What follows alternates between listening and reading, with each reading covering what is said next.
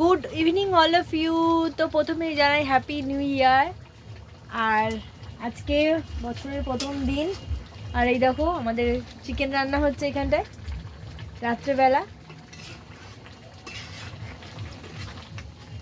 আর যারা যারা নতুন আছো অবশ্যই আমার চ্যানেলকে সাবস্ক্রাইব করে রাখবে, পাশে থাকবে, আর সাথে সাথে ইনস্টাগ্রামেও কিন্তু আমাকে ফলো করবে।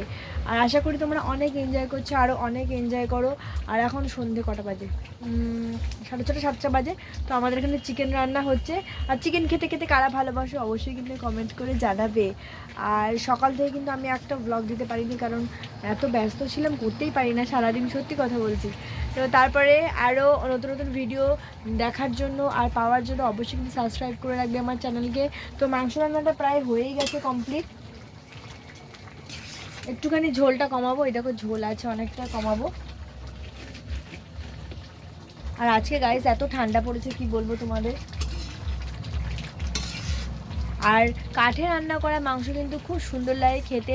গ্যাসে রান্না করে আমার পোষায় না, কারণ গ্যাসে ঠিক মানে আস্তে আস্তে হয়, এক জায়গায় হয়, ভালো লাগে না।